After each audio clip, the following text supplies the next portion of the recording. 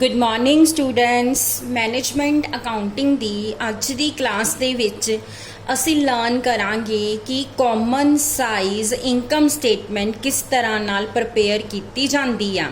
Students, ਕੱਲ ਅਸੀਂ common size balance sheet ਬਣਾਉਣੀ ਸਿੱਖੀ ਸੀ ਤੇ ਅੱਜ ਅਸੀਂ ਕਾਮਨ ਸਾਈਜ਼ ਇਨਕਮ ਸਟੇਟਮੈਂਟ ਬਣਾਉਣੀ ਆ। ਐਗਜ਼ੈਕਟਲੀ ਉਸੇ ਤਰ੍ਹਾਂ ਨਾਲ ਅਸੀਂ ਪਹਿਲਾਂ ਇਨਕਮ ਸਟੇਟਮੈਂਟ ਦਾ ਫਾਰਮੈਟ ਤਿਆਰ ਕਰ ਲੈਣਾ ਜਿਸ ਤਰ੍ਹਾਂ ਨਾਲ ਅਸੀਂ ਪਹਿਲਾਂ ਕੰਪੈਰੀਟਿਵ ਇਨਕਮ ਸਟੇਟਮੈਂਟ ਦੇ ਵਿੱਚ ਤਿਆਰ ਕੀਤਾ ਸੀ। ਸੋ ਸਭ ਤੋਂ ਪਹਿਲਾਂ ਅਸੀਂ ਕਰਾਂਗੇ question number 14। prepare a common size statement of profit and loss from the following information and interpret the sum। particulars ਦੇ ਵਿੱਚ revenue from operation ਦਿੱਤੀ ਹੋਈ ਆ, cost of material consumed, finance cost, other expense ਤੇ other income ਦਿੱਤੇ ਹੋਏ ਆ। ਸੋ ਪਹਿਲਾਂ ਅਸੀਂ ਕੀ ਕਰਾਂਗੇ ਕਿ ਇਹਦਾ ਫਾਰਮੈਟ ਜਿਹੜਾ ਹੈਗਾ ਆ ਉਹ ਤਿਆਰ ਕਰਾਂਗੇ। ਅਸੀਂ ਕੀ ਬਣਾਉਣਾ, ਕਾਮਨ ਸਾਈਜ਼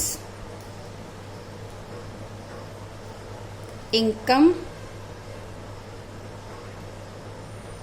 स्टेटमेंट। पहला पर्टिकुलर्स,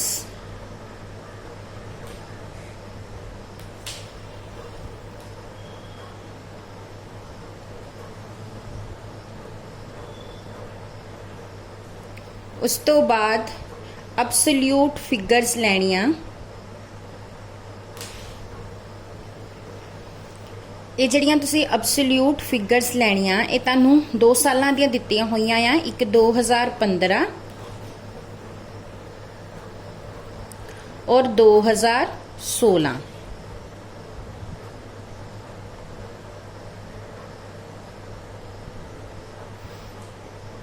ਹੁਣ ਪਿਛਲਾ ਜਿਹੜਾ ਅਸੀਂ ਕਾਮਨ ਸਾਈਜ਼ ਬੈਲੈਂਸ ਸ਼ੀਟ ਬਣਾਈ ਸੀ ਉਹਦੇ ਵਿੱਚ ਅਸੀਂ ਪਰਸੈਂਟੇਜ ਆਫ ਟੋਟਲ ਕੈਲਕੂਲੇਟ ਕੀਤਾ ਸੀ, but common size income statement ਦੇ ਵਿੱਚ percentage of revenue from operation calculate ਕੀਤਾ ਜਾਂਦਾ ਆ। ਸੋ ਤੁਸੀਂ ਕੀ ਕਰਨਾ, percentage of revenue from operations calculate ਕਰਨਾ। ਇਸੇ ਤਰ੍ਹਾਂ ਹੀ 2015 ਦਾ ਵੀ, 2016 ਦਾ ਵੀ। ਸਭ ਤੋਂ ਪਹਿਲਾਂ ਕੀ ਕਰਾਂਗੇ, ਪਾਰਟਿਕੂਲਰਸ ਦੇ ਵਿੱਚ ਸਭ ਤੋਂ ਪਹਿਲਾਂ ਅਸੀਂ ਸਾਰੇ ਪਾਰਟਿਕੂਲਰਸ ਰਿਕਾਰਡ ਕਰ ਲਾਂਗੇ, ਫਿਰ ਫਿਗਰਸ ਰਿਕਾਰਡ ਕਰਾਂਗੇ। ਸਭ ਤੋਂ ਪਹਿਲਾਂ ਅਸੀਂ ਕਿੱਦਾਂ ਫਾਰਮੈਟ ਬਣਾਈਦਾ, ਸਭ ਤੋਂ ਪਹਿਲਾਂ ਲਈਦੀ ਆ ਰੈਵਨਿਊ ਫਰੋਮ ਆਪਰੇਸ਼ਨਸ, ਫਿਰ ਉਸ ਦੇ ਵਿੱਚ ਐਡ ਕਰੀ ਦੀ ਆ other income.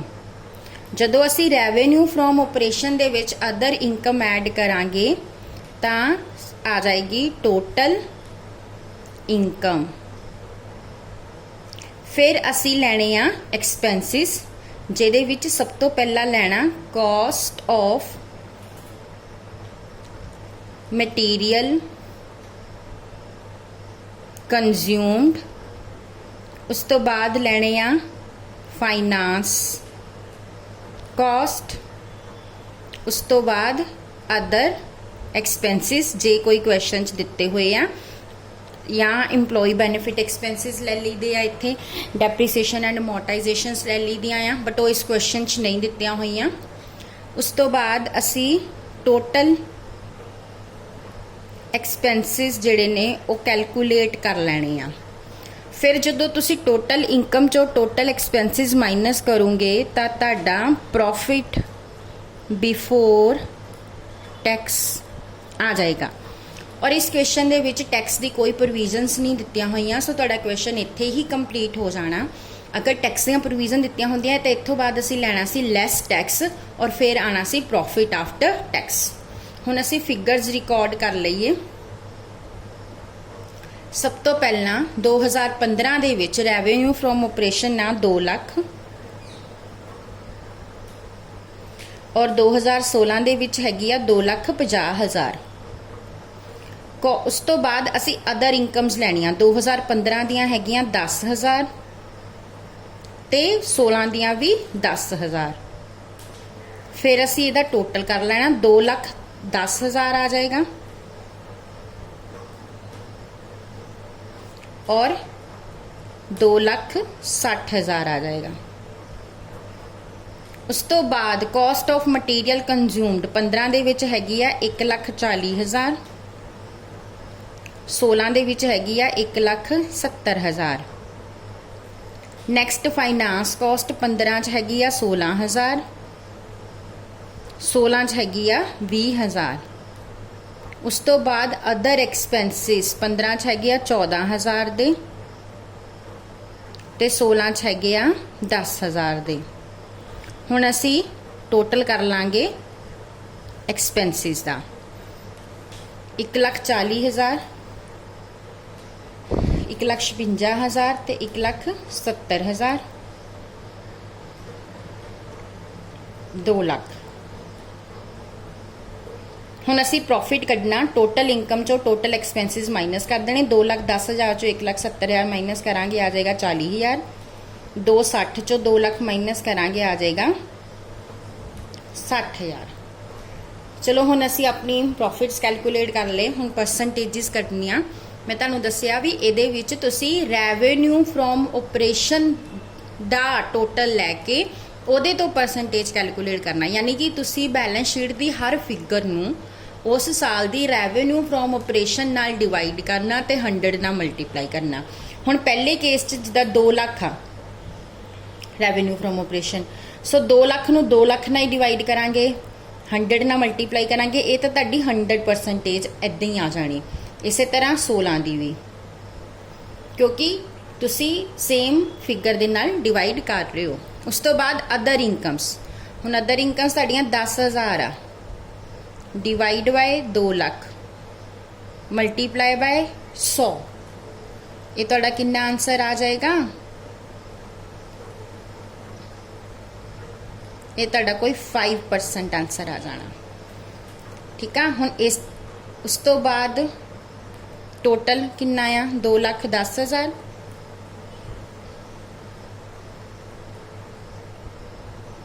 Divide by 2 lakh multiply by 100। फिर cost of material consumed 1,40,000 divide by 2 lakh multiply by 100। फिर finance cost 16,000 divide by 2 lakh, सारिਆਂ ਨੂੰ 2 ਲੱਖ ਨਾਲ डिवाइड कर देना multiply by 100।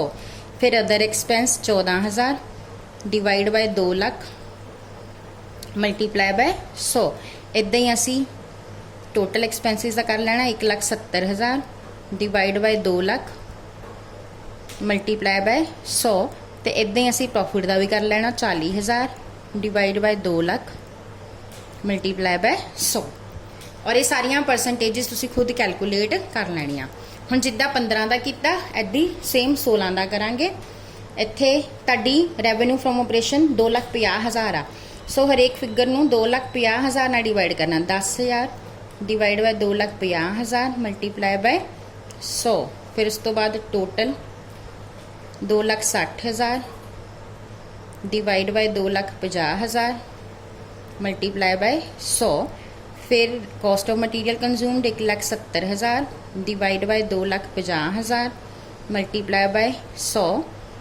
Finance cost 20,000 divide by 2,50,000 multiply by 100। फिर 10,000 divide by 2,50,000 multiply by 100। 2 lakh divide by 2,50,000 multiply by 100।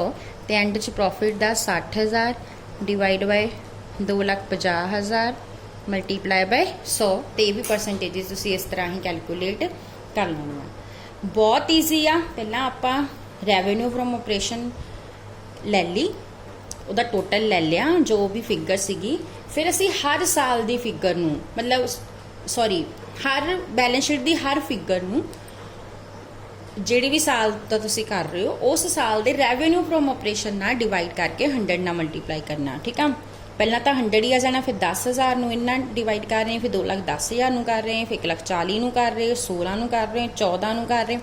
ਇੱਦਾਂ ਹੀ 16 ਦੇ ਵਿੱਚ ਪਹਿਲਾਂ ਤਾਂ ਇਹਨੂੰ ਇਹਦੇ ਨਾਲ ਹੀ ਕਰਾਂਗੇ, ਫਿਰ 10 ਨੂੰ 1000 ਨੂੰ 2,50,000 ਨਾਲ, ਫਿਰ 2,60,000 ਨੂੰ 2,50,000 ਨਾਲ, 1,70,000, ਯਾਨੀ ਹਰ ਫਿਗਰ ਨੂੰ ਅਸੀਂ 2,50,000 ਨਾਲ ਡਿਵਾਈਡ ਕਰਕੇ 100 ਨਾਲ ਮਲਟੀਪਲਾਈ ਕਰਨਾ। ਇਸ ਤਰ੍ਹਾਂ ਨਾਲ ਕਾਮਨ ਸਾਈਜ਼ ਇਨਕਮ ਸਟੇਟਮੈਂਟਸ ਜਿਹੜੀਆਂ ਆ ਬਣਾਈਆਂ ਜਾਂਦੀਆਂ ਆ। Thank you.